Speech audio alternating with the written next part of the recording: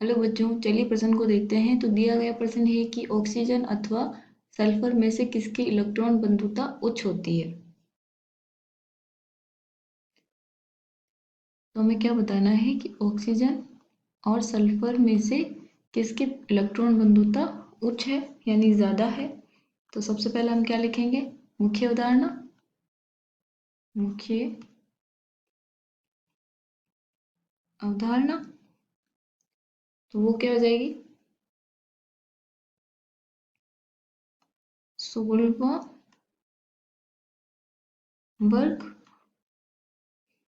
या इसके बोल सकते हो तत्व।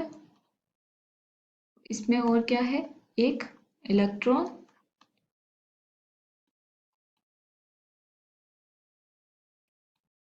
बंधुता। हमें पता होना चाहिए कि इलेक्ट्रॉन बंधुता होते क्या है। तो वो क्या है कि किसी भी तत्व के द्वारा इलेक्ट्रॉन को पकड़े रहने की क्षमता, उसको क्या बोल लेते हैं, इलेक्ट्रॉन बंधुता।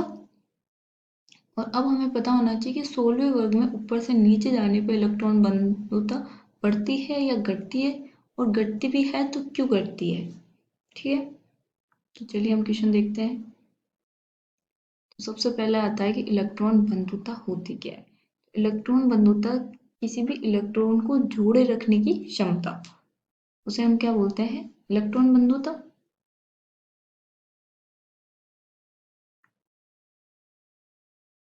सबसे पहले हम लिखेंगे इलेक्ट्रॉन बंधुता कहते किसे हैं।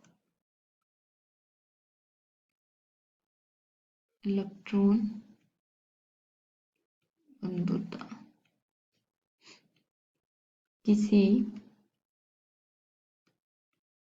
परमाणु द्वारा इलेक्ट्रॉन को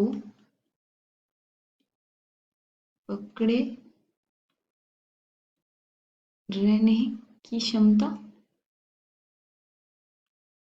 क्या कहलाती है, इलेक्ट्रॉन बंधुता।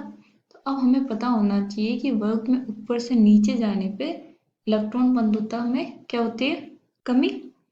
तो ये हमारा 16वां वर्ग है। ऑक्सीजन, सल्फर, सेलेनियम, इसमें ऊपर से नीचे जाने पे जो हमारी इलेक्ट्रॉन बंधुता है वो क्या होती है, कम होती है। क्यों, क्योंकि इसका आकार बढ़ता है ऊपर से नीचे आने पे। ठीक है, तो जो हमारी इलेक्ट्रॉन बंधुता होती है वो व्युत्क्रमानुपाती होती है किसके, परमाणु आकार के।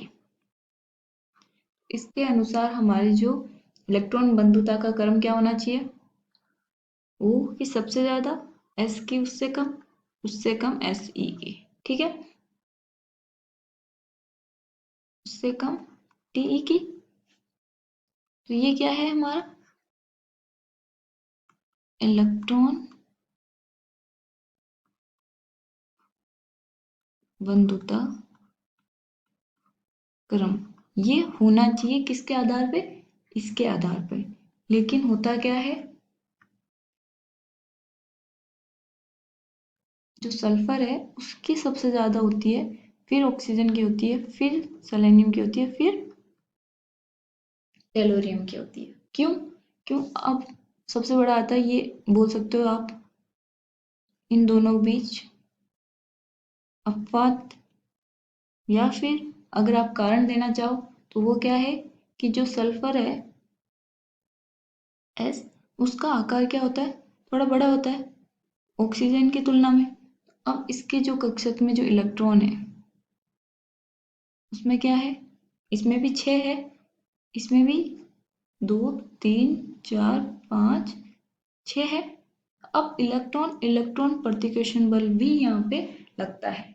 तो कोई दूसरा इलेक्ट्रॉन आएगा, इसमें अगर कोई दूसरा इलेक्ट्रॉन आया तो यहाँ क्या हो जाएंगे 7। तो इलेक्ट्रॉन प्रतिकर्षण क्या होगा, बढ़ेगा। लेकिन अगर यहाँ पे आएगा तो ये क्या है, कक्षक बड़ा है, त्रिज्या भी ज्यादा है। तो त्रिज्या ज्यादा होगी तो कक्षक का परिधि भी ज्यादा होगी। परिधि ज्यादा होगी तो अगर एक इलेक्ट्रॉन इसमें आता भी है तो जो प्रतिकर्षण बल होगा वो क्या होगा, कम होगा। किसकी तुलना में, ऑक्सीजन की तुलना में। इस वजह से जो हमारा सल्फर है उसकी इलेक्ट्रॉन बंधुता ज्यादा हो जाती है ऑक्सीजन से।